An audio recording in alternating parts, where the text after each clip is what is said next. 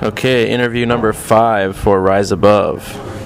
And I'm interviewing Richard E. Jones. All right. What is your history with motorcycles? In love with them since I can remember. My first word was Kawasaki. There's a photo of me when I was about 1 year old sitting on my dad's CB something or other. And it's been in my blood ever since I can remember. Didn't ride until later in life because it took that long to get my mom's voice out of my head that you can't ride. All right. What bike are you currently riding? I'm riding a 1987 Harley XLH 1100. It's a second year Evo motor. And you've owned quite a few Harleys. I've owned quite a few of everything, but yeah, I've owned a few Harleys. Awesome. How many accidents have you been in, and talk about the most serious ones? I've been hit twice in the last 4 years. The most serious one happened on April 10th of 2010. I was struck head-on by a driver who made an illegal left-hand turn over a double yellow line. He was driving a Ford F-550. On the police report, it said victim hit by truck/bus. That's how big it was. Wow. The accident resulted in, well, basically what happened was my leg got pinned between my bike and the front of the truck, and the truck had a winch on the front, and my leg was basically torn off. It was hanging on by, from what I told, it was hanging on by very, very little. Like a thread. Yeah. By a thread. Or some tendons or something. What bike were you on in that accident? Brand new, first one bought in Portland, Hypermotard 796. Ducati, yeah. Man. So, and then what happened after that? Well, I stayed conscious through the entire accident. The only time I passed out was when the person I was riding with came back and affixed a tourniquet to my leg, so I was bleeding out. Then I remember, it's kind of spotty, but I remember being checked into the hospital and in and out of consciousness, waiting to go into surgery. And then I don't really remember anything. They put me into a coma for about 7 days. And then I just remember little flashes from here and there, like waking up in the ICU. So once I kind of came out of that, I had been through about six surgeries at that point, all of which trying to save the leg. And once I kind of, at that point I still had my leg, and they were running all kinds of tests every day, and it was a mess. I mean, it was a fucking mess. It was really wrecked.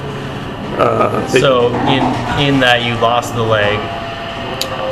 Well, it was a mess in that the doctors kept trying to save it. Right.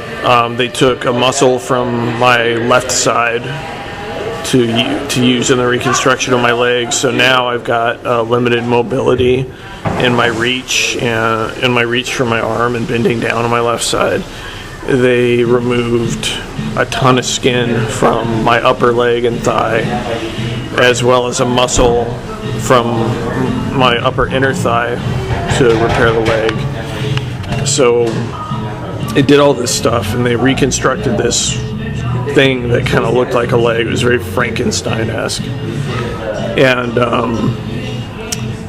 sat in the hospital for weeks, surgery after surgery, and it just began to be like torture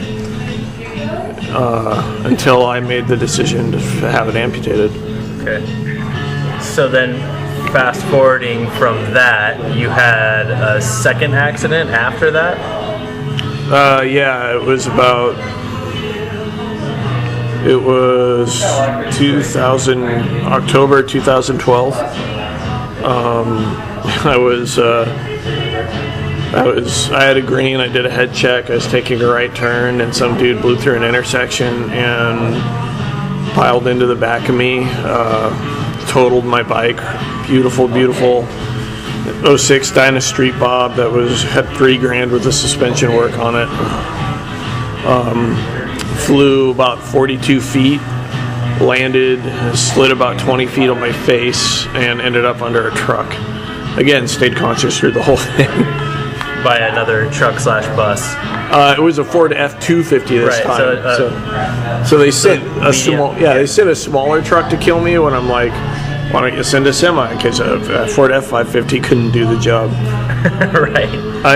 And you had said that at the first accident, you were actually hit next to a graveyard. Yeah, the guy who hit me was pulling out of a graveyard where he was a caretaker at.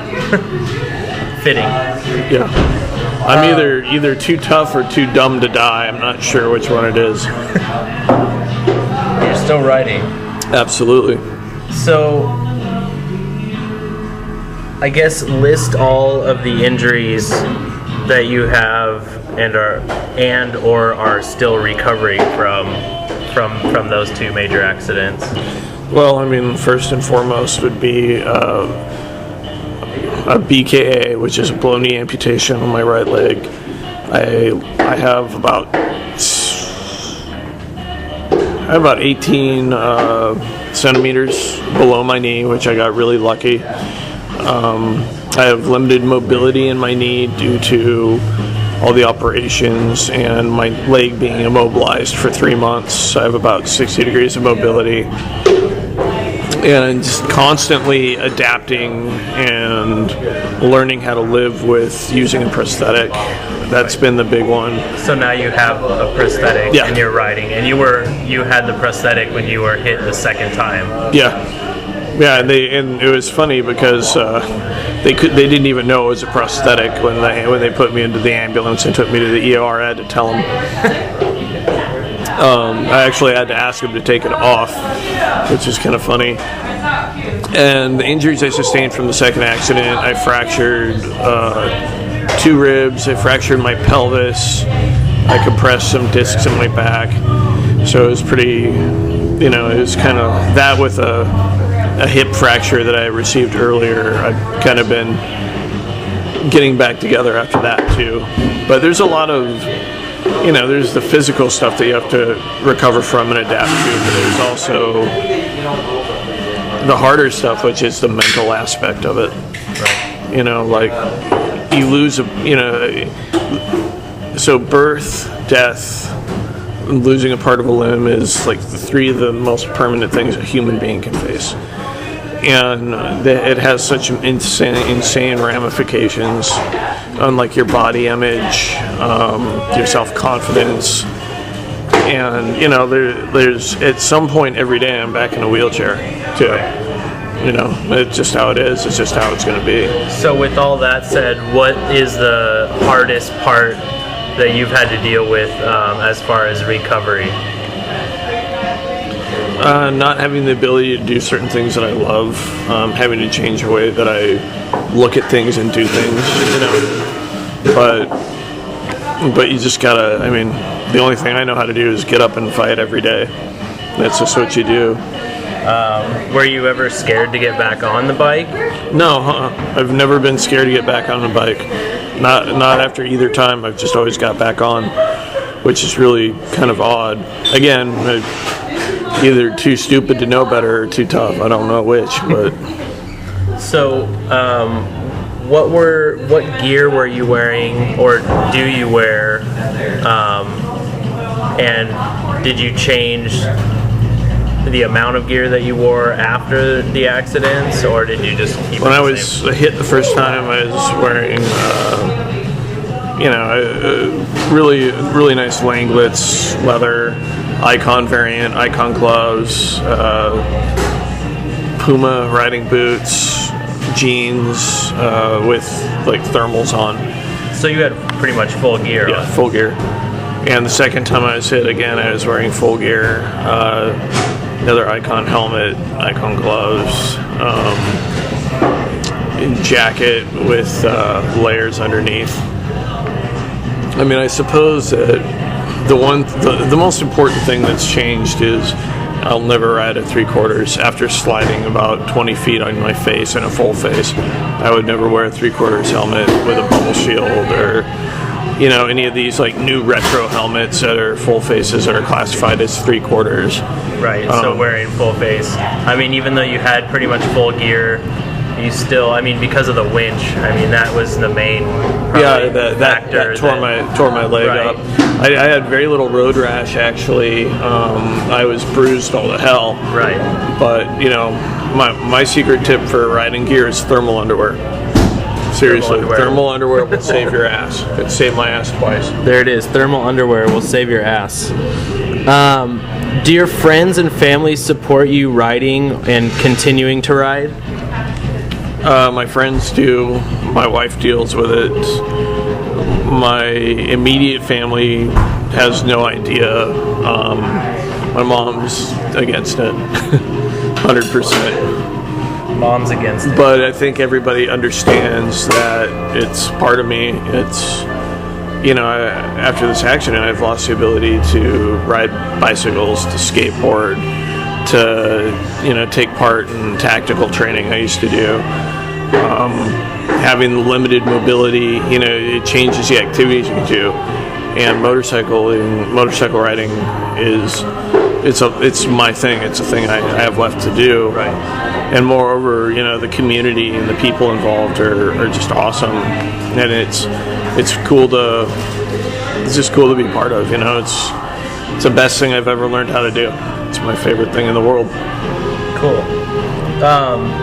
So there's two questions left. They might be kind of intermingled. I'll ask you the first one. Do you feel like a stronger rider and person since the accident? Yes.